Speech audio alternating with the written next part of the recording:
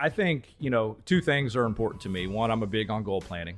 I've done that, every year for probably the last 10 years. That's been big for me, setting those execution type. And, I can't execute all those goals by myself. So my responsibility is to hold the team accountable, or the teams, committees accountable to those goals. And so that's what I do a lot during the day, along with obviously, my responsibilities to the business of, client relationships and those things. But it's really execution of those processes that I'm focused on a lot of the time, or problem solving.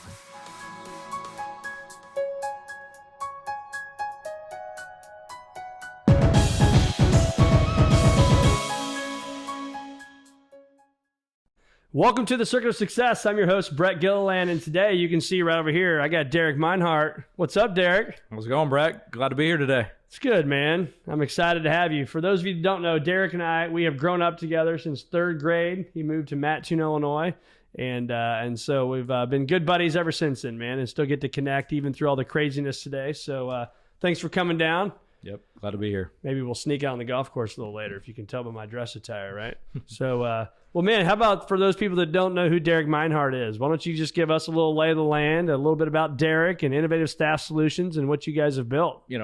Obviously, like we said, grew up in Mattoon, Illinois. Brett was one of the first kids I met growing up. Still remember in third grade meeting Brett and playing a lot of basketball in the front driveway there. That's right. And probably winning most of the times, but Brett was never going to let me be the last one to win. It was right. Double or nothing. A good time. Yeah, just keep going double or nothing, right? Till you win. Yeah, absolutely. So definitely enjoyed that. Went to Eastern Illinois University. Graduated from there in 2001. Played a little professional golf for a few years. Chasing my dream a little bit in Scottsdale, Arizona, and had a great time doing that. But realized that I needed to get a real job. And so.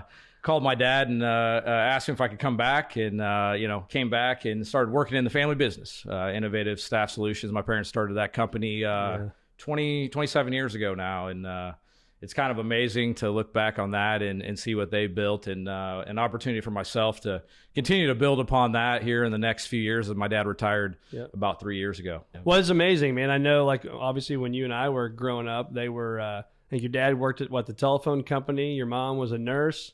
And I think they just kind of said enough's enough, and we're going to go take control of our own destiny. I mean, is that kind of a fair statement? Yeah, absolutely. Absolutely. I think, my parents are kind of the true American dream. They wanted something more.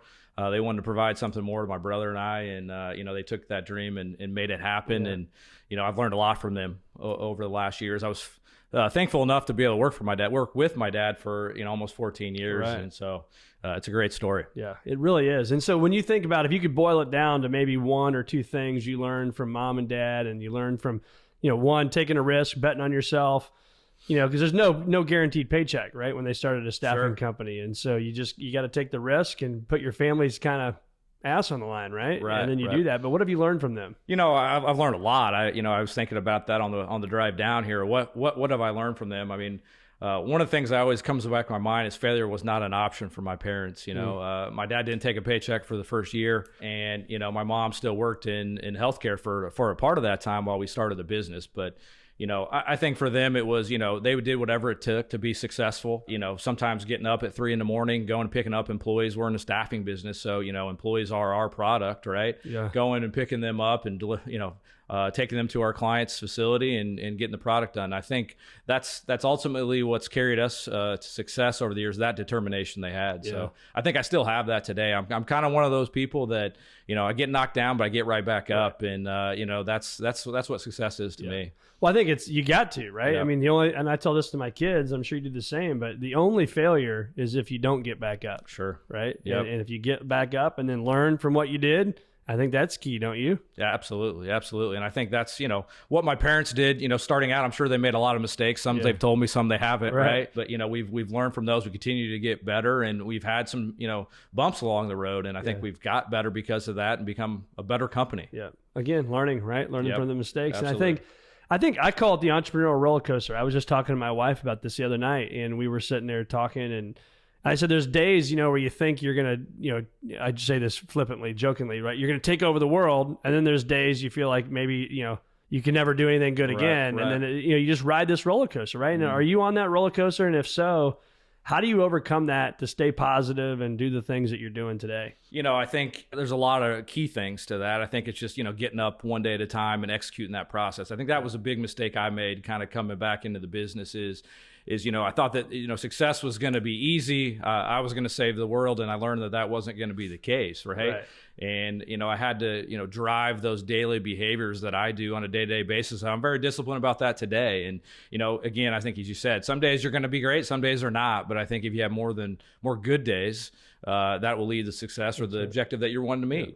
So talk about those. What are those? I had it written down here, actually, so you must be reading my notes. But what are those 1 to 2 things? If I followed Derek around with one of these cameras and said, I know this is going to happen day in and day out, personally, professionally, whatever it may be, what are those things that you've got? From a personal standpoint, I have a passion still for golf. Yep. Even though I gave up that, childhood dream to play maybe on the PGA Tour at one point, I realized that's not going to happen. It's still there. It's still burning, and so I consistently try to get better at golf every single day, whether that be practicing or, learning something new. I think you sent me a message on Instagram earlier today that I'd bought a body track and you didn't know what that was. Well, that's just another. What is this thing? Yeah. It's I won't bore you with all those details. I'm sure your listeners aren't too concerned about that. But the reality of it is it's just another piece of information for me on how I get better at golf. Yeah. And so how do I correlate that into business? Because I feel like it's a lot of the same stuff, right?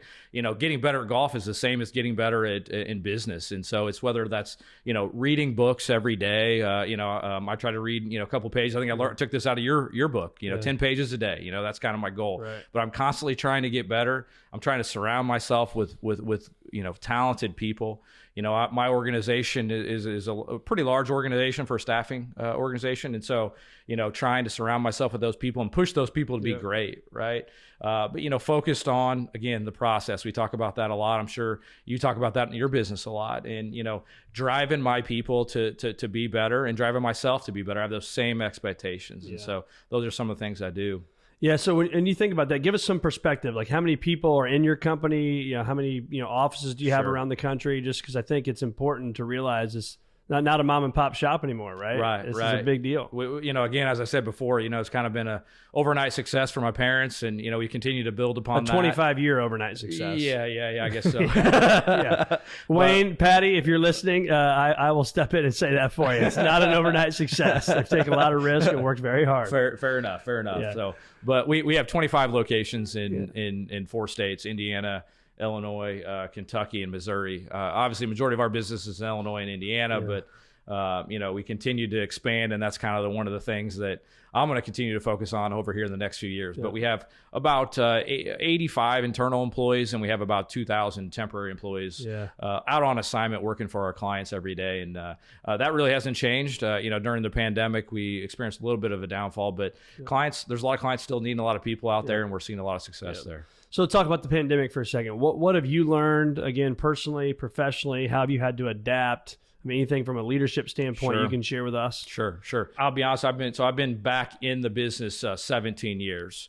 And this is probably one of the toughest years for me as a leader of the organization. I think that people need leadership, now more than ever in this pandemic. I think people are really struggling with what to expect, the uncertainty. I think that's what people really struggle with. And as leaders in any organization, you got to keep, leading your employees through that. And that's what I've learned is that I need to be more in front of the employees, communicating more with those employees than I ever have. Right. And that's difficult to do. Right. I mean, some people working from home, some people aren't coming in the office. Some people don't want to, kind of get together as a group. We have a operations team of about 7 or 8 individuals.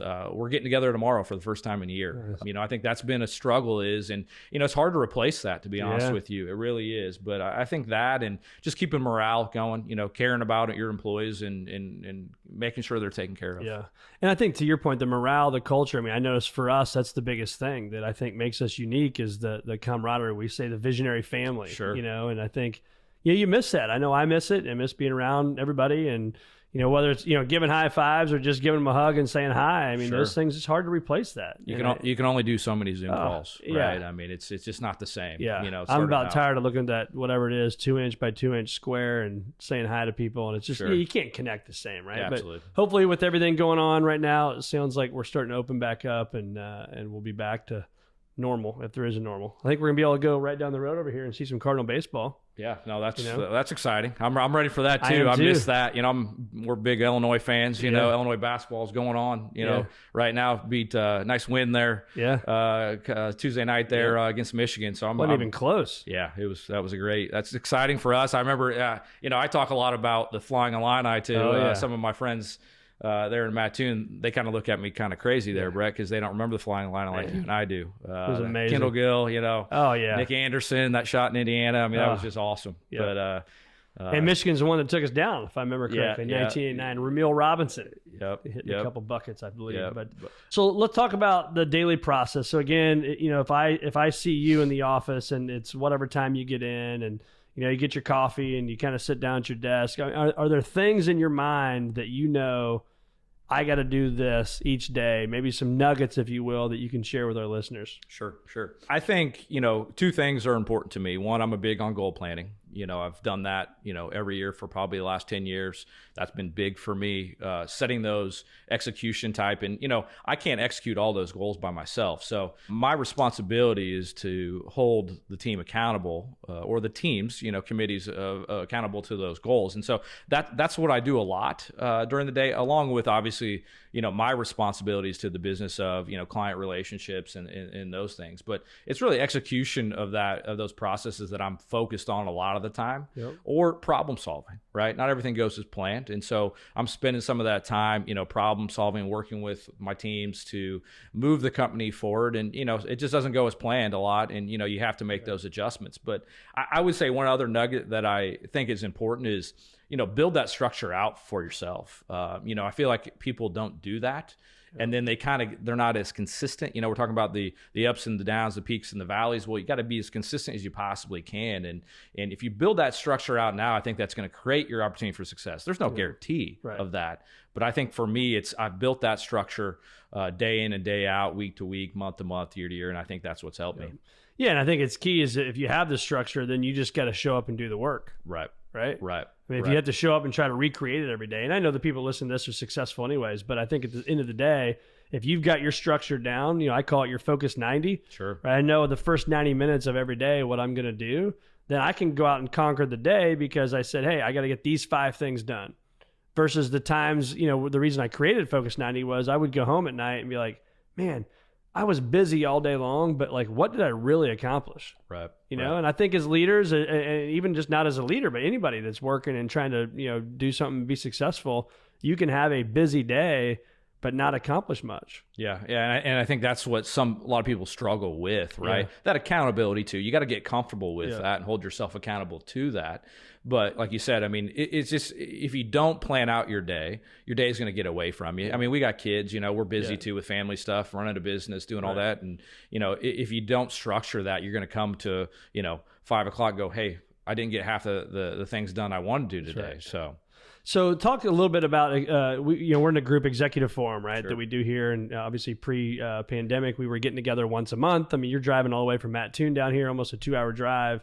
How important is it to be around like-minded people that maybe not be in your normal everyday circle? And my point to asking this question is to our listeners is to really understand the importance of building a team around you for advice, right? So we have, I won't name them all, but we have other great, guys in this group that we can get together and bounce ideas off of, right? And you got a safe forum to go talk to. So how important is that for you? And what would you tell our listeners about something like that?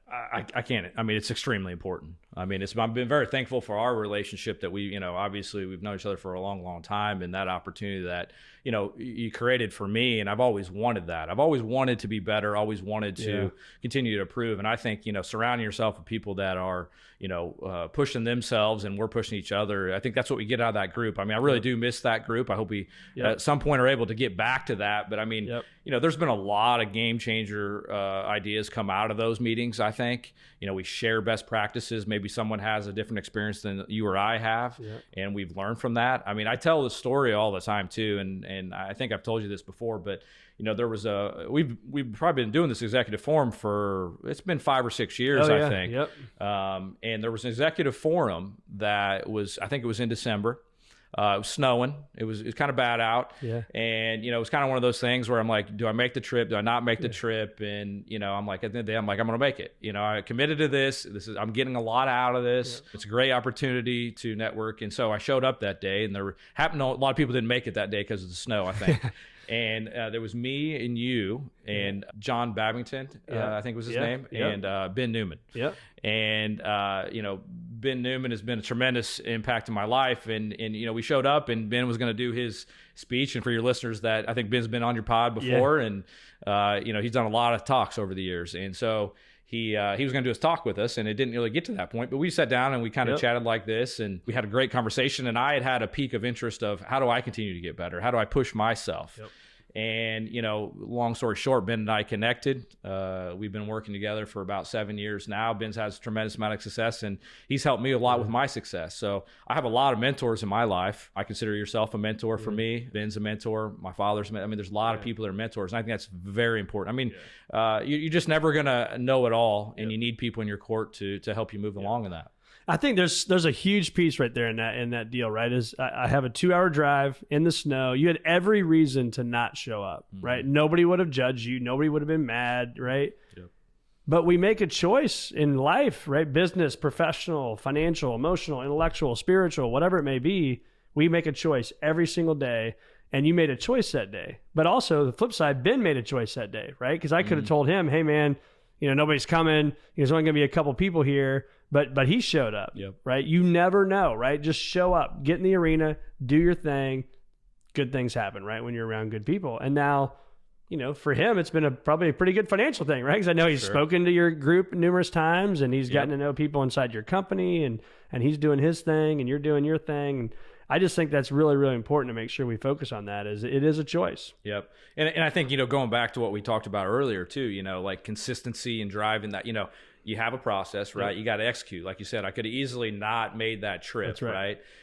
But I was committed to what I wanted to do and where I wanted to be. Did I know exactly that day how that was going to play out? No, I didn't. No. But that's been a tremendous impact on that. And, you know, and it started, let's back up even further, Brett. I mean, I started coming down. I drive 2 hours to get down here. Why? To have, you know, an hour and a half meeting. Network with people that are very talented people, you know, in our group, and it's created multiple opportunities for me.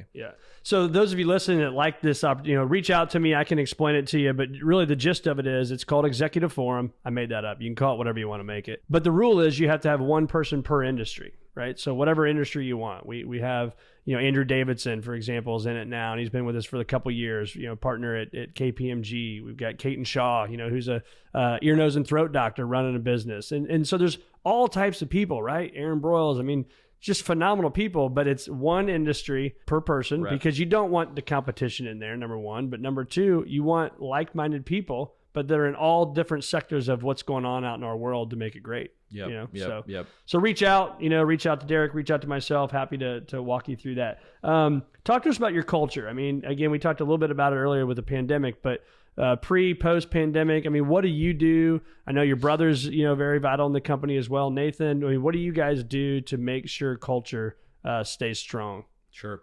And, one of the things, and I think it's, obviously important, and, I deal a lot with this in my business. A lot of clients come to me and want me to solve their turnover problems. And that's a very difficult, loaded question, right? I mean, how do you solve, there's no magical pill out there. There's a combination of doing a lot of great things right. That's right. And, culture is an important thing. But one of the unique things about ISS, or Innovative Staff Solutions, that I would say that I've kind of taken upon myself is couple things. One, I have an internal Facebook page for internal employees only. We post a lot of things on there. We share different ideas on there. We post a lot of videos. We have, different events. Like, we are big on community involvement in our communities, and so we'll post pictures on there. And one of the unique challenges about us is that, we're all spread out. We're 25 locations. So, we have 85 employees. We're not all saying we don't see each other every day. Right. So how do we utilize a tool like Facebook to create a private group to share those ideas, and people feed off those ideas. People celebrate anniversaries together, right? It's the little things, right? And I think that's what's been successful and unique about that. on top of that, I'm big on self-development. I feel that if I can invest in my employees, that they become better people, maybe it's a better husband, wife, son, daughter, whatever, that they're going to become better employees. And so, like I said, you mentioned that, Ben obviously comes and speaks to my organization. He's done that every year since our relationship started. That's one piece of that, but I bring other people in to develop and focus on leadership and motivational for our employees. And I think that helps build the culture, right? We're giving back to our employees. I mean, not everybody's invested in that, and that's okay. But, we're giving back and we're trying to, make better people. That's huge. You talked about failure is not an option. I mean, is that you talked about your dad and your mom were like that, but is that still today? Because I feel that way, right? Failure is not an option. When you hear the word failure, what comes to mind for you? I don't know if it's kind of a negative connotation, but I don't feel like it is. I feel like you just learn and get better and move forward. I mean, my vision, obviously my dad and mom have enjoyed retirement now for a couple of years, and it's an opportunity for my brother and I to continue to move forward. And so we're going to make some mistakes along the way, right? And my biggest thing is whether it's making a mistake, maybe for a client or, making a mistake internally, we just got to get better every day. And I think that's what I look at failure for myself, right? I mean, I know I'm going to come back to the golf situation, but I've had a lot of failure in golf. I mean, I'm not on the PGA Tour, not going to be on the PGA Tour, but I've used that to senior PGA Tour. maybe we'll see. I'm just enjoyed a birthday here a couple weeks ago. I had 7 years still to go. We're getting a little closer. That's what you keep reminding me of. But I think it's to try to get better, and there's always new things out there. I think tying it back to our executive forum, there's some things out there I don't know, and I need to surround myself with people that have that information or those ideas. And I think that's what failure means to me is get back up. Always learning, like we said earlier. Yep. So fear, I ask almost everybody, as you know, in this podcast, is the fears we put in our mind, how many of them have actually blown up to the magnitude you put them in your mind to be? None, right? I mean, I'm trying to think of fears that jump out at me right now. No, I think they've created the fear builds up to the point of getting to that actual moment, right? And, for me, I always build it up in my mind a little bit, and then I want to do more of it again, right? It's sometimes how it happens. But, again, I think I've got better at that over the years with more experience and kind of move where I'm not too fearful of much anymore. But, I think the unknown is always what builds up. Yeah, I don't know if I can even share it on here if I still have it. I've never done this live on a podcast, but one of the things that I want to talk about is planning. I know you believe in planning. I believe in planning. I'm going to pull it up and let's see. It'll probably show up some random spot. There it is. So I put this on the screen. You don't see it, Derek, but it says Sunday planning. And I use this, and I'm not perfect, right? And don't use it every single week. But, if people want to learn more about it, reach out. But I think the point is that the Sunday planning for me, planning your week is so critically important because it'd be like the Cardinals, right? If the Cardinals are going to play the Cubs this weekend, and let's say they get swept at home, and we find out Sunday night that Mike Schilt and the Cardinals and the rest of the coaching staff, they didn't watch film. They didn't think about who they were playing. They didn't watch who the pitchers were, right? The hitters didn't watch the pitchers. The pitchers didn't watch the hitter, right? And you can go on with this, right? If they didn't plan, how pissed would you be as a Cardinal fan if you heard that? Be extremely disappointed, right? You're come there to watch the best. You're watching them compete, and they got to plan and prepare for those games. Right. And if they're just kind of going through the motions, I mean, one, we know that they're probably not going to be a good team long term, and eventually going to lose some support there. Other than we're just diehard Cardinal fans, right? But I think that's the important piece of it, and I think that's a great reminder too, Brett. Of what do I plan in a week? I mean, I get to the point of I plan it by the hour. For me, as best I can, because I have a lot of tasks to juggle, and there's certain weeks that I'm not able to get to everything, so I try to maximize that time. And I think for if you were a Cardinal organization and you're playing at that level, you gotta plan and look forward to that. And I think the expectation as a fan, right? Because if the Cardinals win or lose, I may be mad, but it doesn't really change my life, right? At all, not really. It doesn't change my life at all. I may be mad, if they lose the World Series or something, but it doesn't change my life. But you think, and you said going through the motions, how many people in our world today are just going through the motions, right? We're looking out now over an interstate, right? There's thousands of cars going by.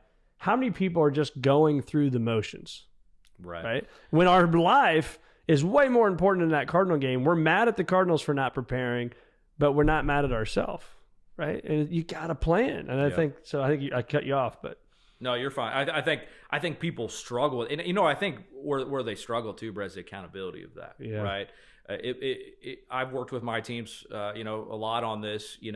When you have to put it pen to paper, right? Yep. When you plan that, it makes people uncomfortable a little bit. Yep. It's not, and maybe that's the fear that you're talking about, right? When people, that sometimes bothers people. It's been a long time since I've had the fear of doing that, but when you plan that out, that creates accountability, and people are afraid of failure. Yep. And, so I think that's also important to do, so you can increase your chances of execution. So talk to us about disappointments. Obviously not every day, this is called the circuit of success. It doesn't mean success is just a straight line, right? Mm-hmm. Success is crazy, right? There's circles, there's peaks, there's valleys, all that stuff. But for you get disappointing news today, let's say. How do you deal with that, and how quickly do you come back from that defeat? Great question. I had this in 2020. I think you and I have talked a lot about, my growth expectations and, growing my business and putting my footprint on innovative staff solutions. Yep. And COVID set me back on that. It set me back about 2 years. Yeah. I had a 5-year growth strategy, and it set me back 2 years. And, as I mentioned earlier, COVID was a very difficult year, or 2020 was a difficult year for us. But, how I've responded to that, it's making adaptations, getting back up and refocusing. And so it doesn't mean that you just, throw that plan out the window. It means you just adjust it, right? And that's what I've done. And that was a disappointment for me, not because, it's out of my control, but the reality of it is that it set my goals back, right? It set me what I wanted to accomplish in a 5-year strategy. It doesn't mean I can't accomplish it, but I'm going to have to continue to persevere and move forward. So it was the most recent disappointment I've had. Yeah, but I think that's so important to talk. And I appreciate you being vulnerable and sharing that. But I think that at times you can go home at night, or you're laying in your bed, or you're exercising, whatever you're doing. You can be really pissed. Not you, collectively, right? We can be really pissed that just set us back 2 years, right? Go ahead. No, but I was going to say we can be really pissed about that. But at the same time, what I found, and you've heard me say this before, is the bounce back theory, right? Is your team, your staff, you're the leader. You can't just sit there and go home and lay in the fetal position and cry about it, right? It is what it is. Embrace it, learn from it, adapt. You couldn't control it. Some things are out of our control, but then you have to turn to control the controllables. Right. Yeah, and I'll be honest with you, for a few months after, the pandemic hit and we were shut down, I really struggled with that. Yeah. I think you and I were talking one time, and, hey, what books you reading? I'm like, I've kind of stopped for a little bit because I lost the motivation. And, I'm one that, I do get upset with it. I'm emotional about it, right? Yep. And it takes me a little time to get over it. And once I got over it, I got back up and got back on the horse again. But, I'll be honest with you, I struggle with that for a little bit. And I think that was okay, as long as you get back up and you move it forward. That's right. Yeah. And I think there's the key points there too, is, you talk, right? Whether it's you and I or you and whoever, I think it's important when you're struggling, reach out to people. You're not the only person struggling, right? There's a pandemic going on in the world. Right. And I think it's important that we reach out. Maybe it's somebody right now that you don't even know is struggling, but we reach out to our friends and say, hey, man, how you doing? How's business, right? I think that's critical. I think that's really important. Yep. So let's talk about the growth strategy now. What's your planning cycle like? Do you go away and go plan? Is it something you do at home, at work? What do you do for that? I do my own planning at home a little bit with my own kind of think tank type strategies and what I want to personally move forward with. And then I do it with my team as well to get them engaged and get new ideas on the table that kind of help me move forward. And I don't have all the ideas, right? And I realize that. So, that's kind of the strategy that I kind of put in place to kind of move it forward. But I don't necessarily have a strategy to, get to that point every time. I think my goal is always to have it completed by November, into November, to kind of give me a little bit of momentum to finish up, 2020 in this example and move into 2021 and keep that momentum going. Yep. So when you look at now, so I always like to play a little game here. Let's say I give Derek, I don't know, a bunch of money, and you can't do anything with it like normal investment wise, like you would with Visionary Wealth Advisors or anybody else. But what would you do with, say a random $10 million right now? If you could invest in the future, what would that look like? For my business or personally? Just, anything, man. Just anything that you would want to do. So like, just forget time for a minute and you could just go do whatever you want to do. What would you like to dream about and go make happen?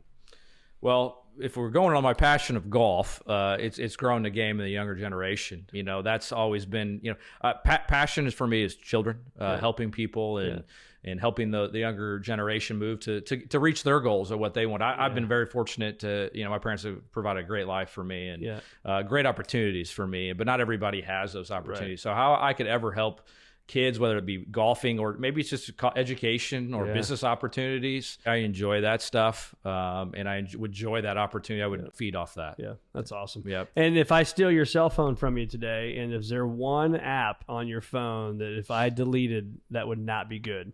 Besides email and calendar, because that's boring. Mm-hmm. One app. So can it be social media sites? Yeah, anything. Yeah, you don't want me to delete it. Like, Brett, please don't delete this from my phone. I would go. I'm not gonna go social media. I'm gonna go. I have a video app on my phone that I've recorded my golf swings on there for about the last 5 years, and you know that's the thing about technology these days that are growing up. As you can mention, I've mentioned many times in this podcast that my passion for golf is keeps me moving. And I have about 5 years of golf swings on there, Brett. So if you were to delete that would not be good. Yeah, it would be okay, but I would be pretty upset. Right. So I would not say, I will say it publicly, but I will not say this ever in a group of settings or a group of friends. But obviously, the friend that you are, it is amazing the golf that you play. And I always joke and say you're like, you know, at least probably the second or third best golfer to come out of Mattoon. But no, you're the best, right? And so, you know, I'm sure my buddies will give me heck for that, and Nathan will say something. He already texted this morning. Your brother is like, "Oh, I wonder how many stories will come out of this." But again, I think the point to that is you put in the time, right? I mean, so again, whether it's golf or business, you are a student of the game, right? You're reading about it, you're thinking about it, you've designed your life around it, right? Whether it's go to the driving range or do whatever you want to do, right? Work on a simulator. I mean, those are the things that I think that people, if they want to be great at something, again, whether it's business, golf, whatever, you got to put in the time and the effort, and you've put your money where your mouth is, right? Sure. You take lessons, right? So if I'm as good a golfer as you, you're a +4 handicap, right? Right. How many strokes do you think you should give me today? That's the real question. But we'll play straight up on that. Yeah, exactly. Right. I'll negotiate some strokes. But I think the point is that you put your money where your mouth is, and so many people do that. I have a business coach. I know you've done coaching over the years, right? And that's important. So I'll be quiet. But talk to us a little bit about that. The coaching part of it. Just how important it is to be a student of the game. Yeah. You know, to back up, you know, I go back to, you know, when we were growing up as kids, right? I mean, we were competitive, right? And we wanted to beat each other a lot. I mean, whether it be you and I, there was a lot of Laura Myerscough was in there, Blake Carney was in there. We were playing for money we didn't have, right? Exactly. You know, the only person that lost in that deal was Jerry Myerscough, would buy us Arby's every day. Thank you, Jerry. But, thank you, Jerry, for that. But you know, that's where it started, Brett. I think my passion for the game, and I still interrupt. You think about that. I mean, Blake's still in the golf business today. I'm still, you know, play a lot of golf. You're doing your deal. Laura, national champion for the University of Arizona. Yeah, I mean, that's incredible. That was. I mean, I'm getting cold chills right now to think about Laura that just, you know, played golf with us guys and just grew up with us, and then now she went and played at Arizona, played on the LPGA, and then to go back to her alma mater and win the national championship. I mean, come on. Yeah. I had a great time watching that on TV, and was so happy for her. And what an awesome story that is, right? Amazing. And you know, I think that goes back to where I was going with it was, you know, we started with that passion for golf, and I've just kept that, right? I've kept that. A lot of people, you know, would have lost that along the way. And I'm here. I'm 43 years old, and we've been playing golf for a long time in our lives, and I'm still a student of the game. And you know, I love that part about it. That's the passion. I think you got to find something that you love, right? I love business. I love golf. I think you got to apply both in some aspects and continue to become great. You know, you had mentioned that I've become a student of the game in golf, and I don't think I was always that way, right? I think that probably delayed my success a little bit, you know, and maybe things would have been different if I'd had a little bit more maturity back then and focused on that. But it is what it is. And I think that's in business too, right? You got to consistently become a student of the game of business and continue to read books, you know, surround yourself with people. There's so much great stuff out there now online that is available to you. So if you're not making the time, it's because you don't really want to, right? And, you know, it's a lot of fun, but yeah. So back to those, how many strokes am I getting today? We'll work on that. Probably a half a shot on each side, a little bit. Yeah. Well, Derek, it's been awesome having you on the Circus Success, man. It's been a long time coming. We've been talking about doing this, and so I'm glad we're able to do it. We've been talking about it for at least, probably 3 or 4 years, but especially over the last year with the pandemic. So just appreciate you, buddy, as a friend, and what you mean to me, and just it's awesome watching your growth, and just keep rocking. Yep. Thank you, Brett. Thank you for having me.